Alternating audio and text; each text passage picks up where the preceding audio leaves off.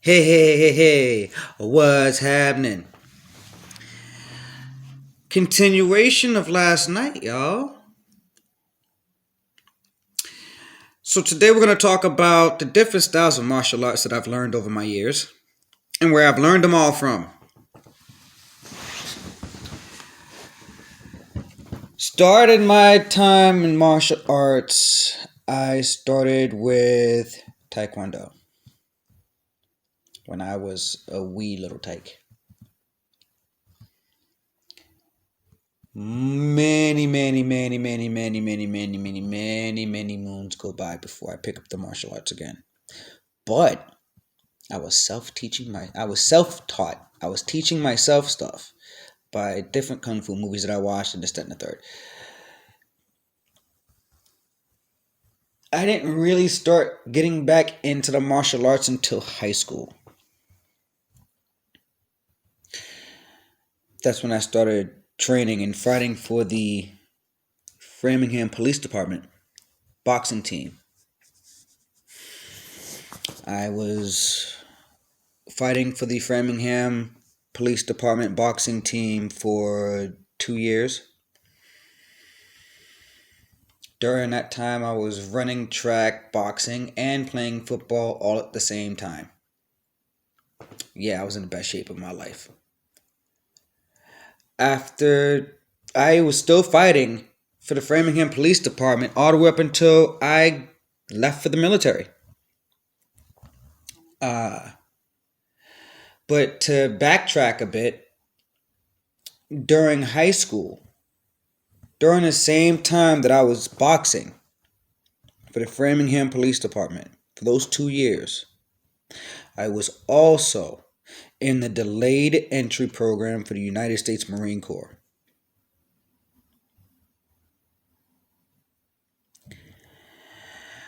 During my time as a DEP for the United States Marine Corps, I learned multiple different styles of martial arts. I learned more martial arts there than I think I did anywhere else.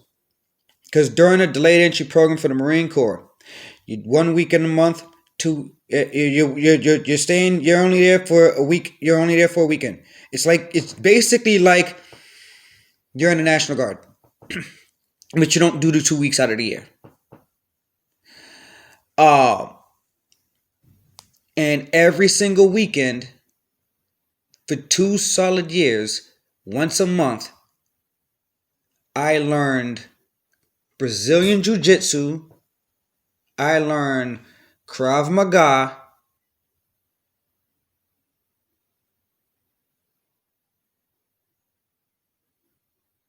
Yeah, yeah, yeah. Actually, I learned Brazilian Jiu Jitsu and Krav Maga during those times. For those who don't know what Krav Maga is, Krav Maga is what the military uses for weapons disarmament training. It's how you learn how to take a gun away from somebody and use it on them.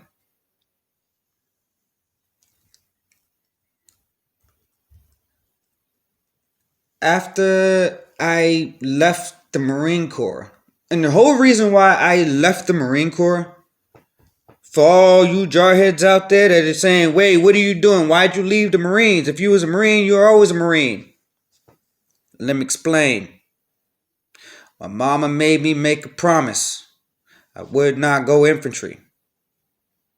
I kind of like those grays right there. Yeah, it kind of look nice. I'm sorry, got a little distracted. I'm high.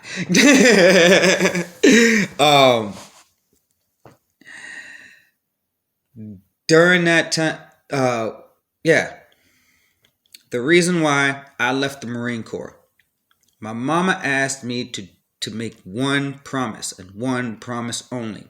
She was dead set about me not going into the military. But when she knew that I wasn't making up my mind, she said, "You're going to make me one promise." I said, "What's that, Mom?" "You will not go infantry."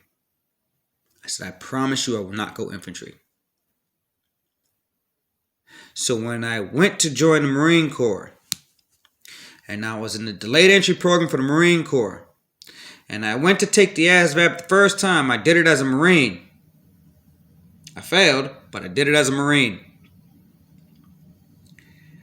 I went to go back for the second one. And an Army recruiter pulls me aside. He says, "Young man, what that man in there tell you?"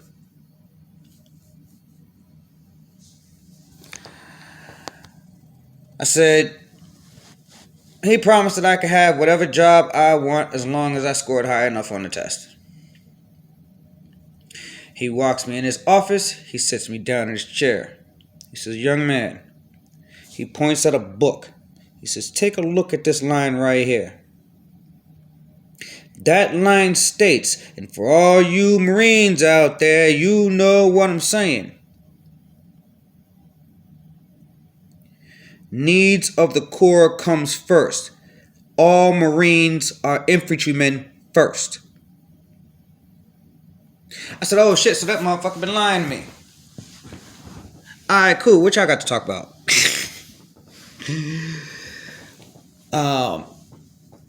So instead of going to late entry with the Army, I just went in ahead and took the test and signed right up.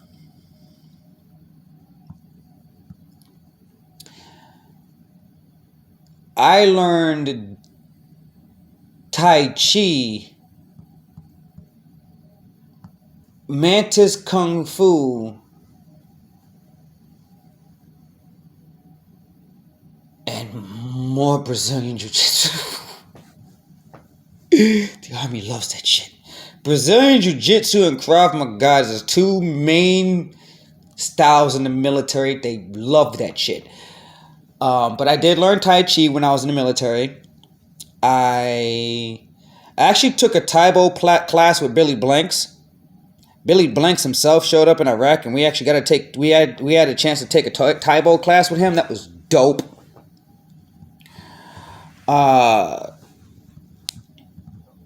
I had a pilot of mine. He was also a martial artist.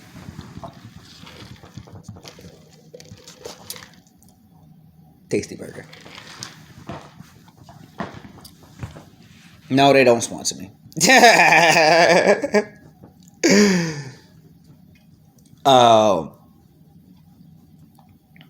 I had a pilot of mine. He was also a martial artist. And he taught me Kenparu Jitsu. Now, that style of martial arts is Kempo and Ninjitsu combined. Yeah, so that's why I couldn't just, if I'm going to teach self-defense, I can't just teach one style, because I don't use one style of martial arts. I use a combination of multiple styles. Why? Because that's what the military taught me. I didn't learn all these styles of martial arts until I joined the military. It was the military that taught me all the martial arts that I know. It was after I got out the military and went through my own healing that I take the time out to actually research all the moves that I know how to do and find out where they came from.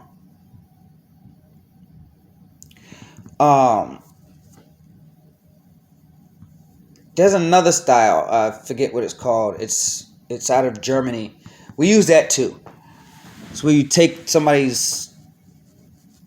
when you are face to face with someone that has a AK or a rifle of some sort, and you actually take the weapon from them and use it on them. Yeah, that type of stuff.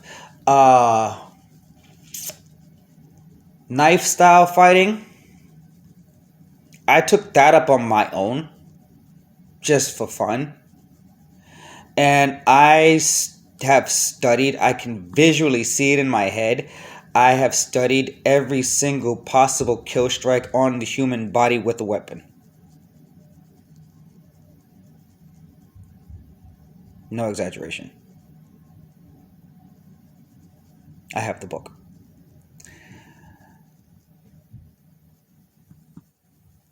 What else? I learned the 3-point kill strike from the military. There are three major vital. You're striking in two vital organs in one major artery in a three strike series movement that is a 10-second kill strike.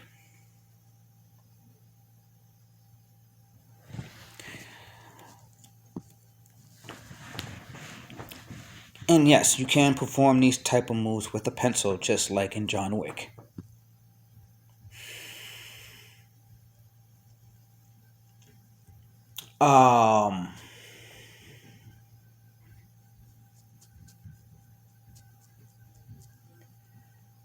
But no, in John Wick, the firefight is not that theatrical. It never is.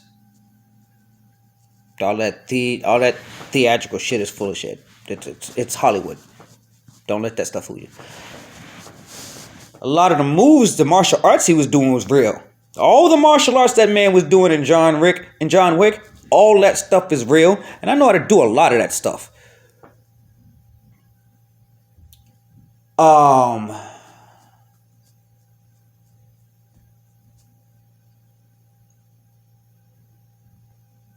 Yeah, I think that really covers the different styles of martial arts that I know. I was a fighter in the silver mitts as for the Framingham boxing team when I was a kid. I got knocked out, but that's neither here nor there. I still fought there.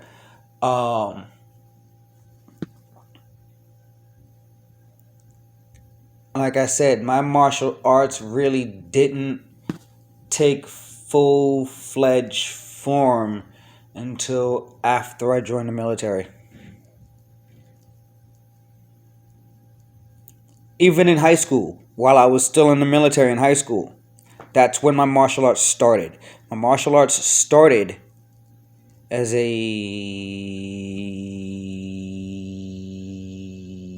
sophomore in high school.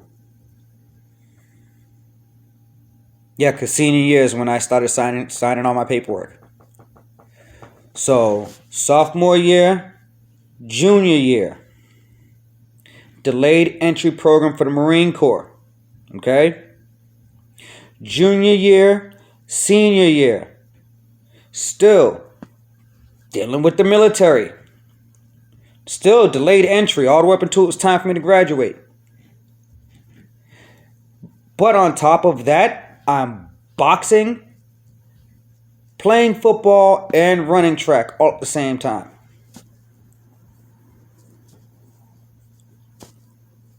I wonder why I'm basically made of steel.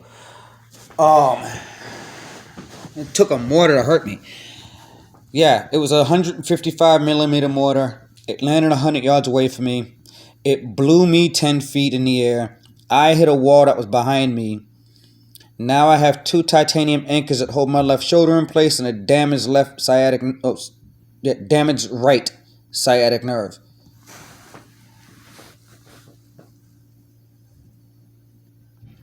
With a ton of PTSD to boot.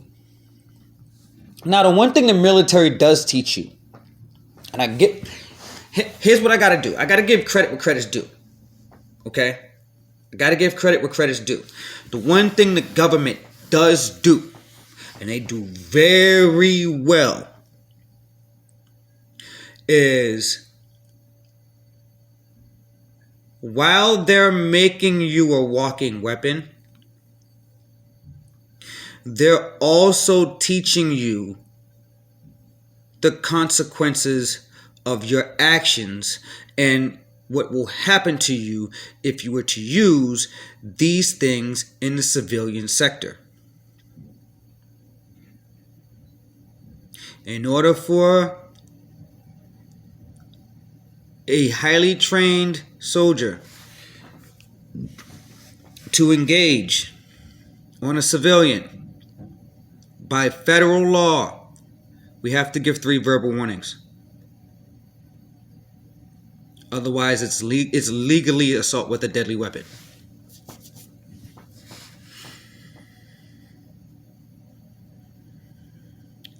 Now, that's stuff that was drilled into me. The laws may have changed since then, but since 2002 to 2003, when I went to boot camp, that's what was drilled in my head.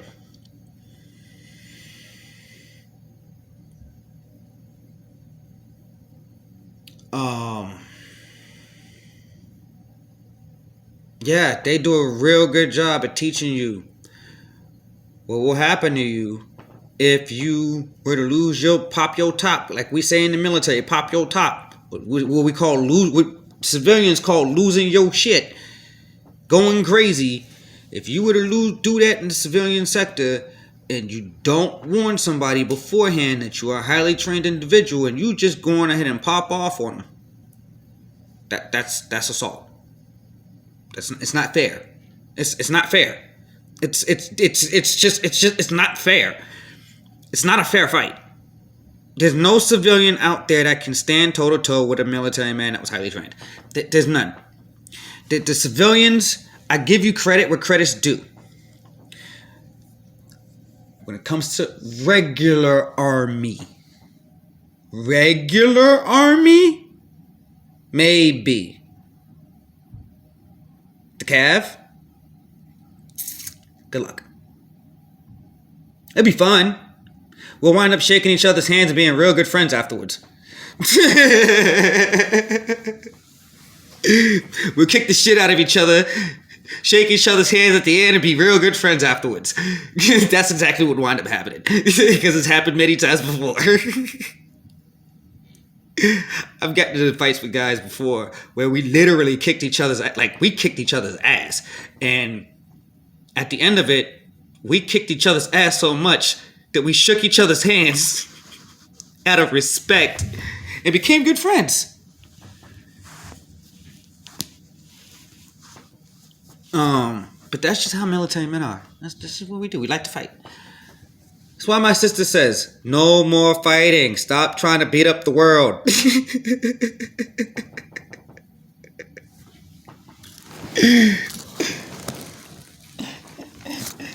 Yes, that is a direct quote from my sister Mariah. Stop fighting so much. You don't have to beat up the world. And my response always is, these idiots deserved it.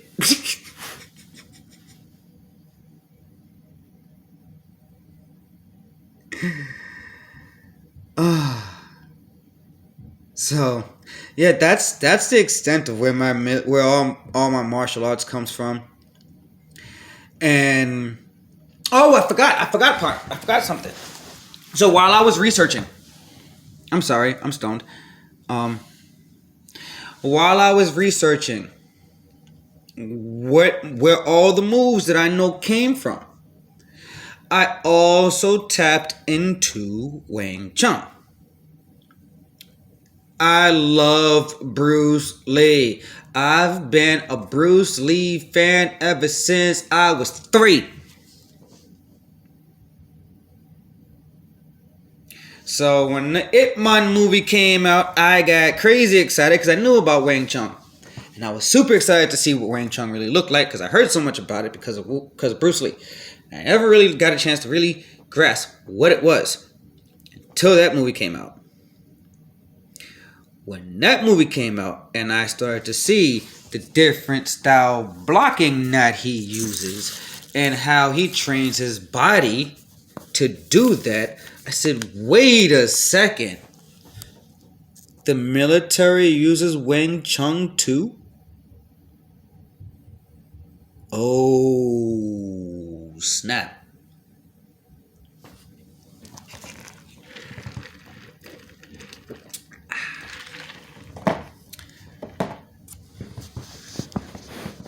So I started to train myself in Wing Chun.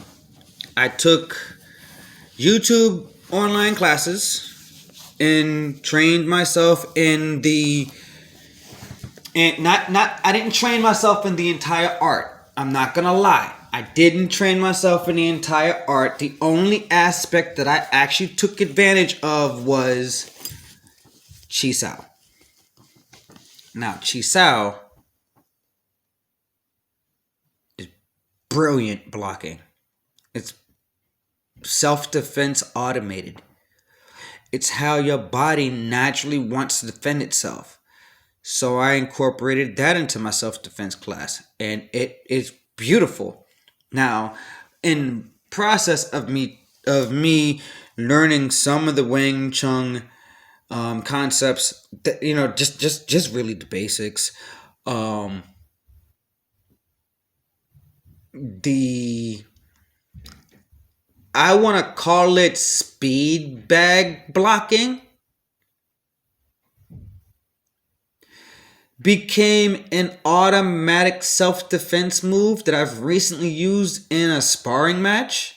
I didn't even know I did it until after I got home and said, "Oh shit, that's what I did." Yo, that's dope.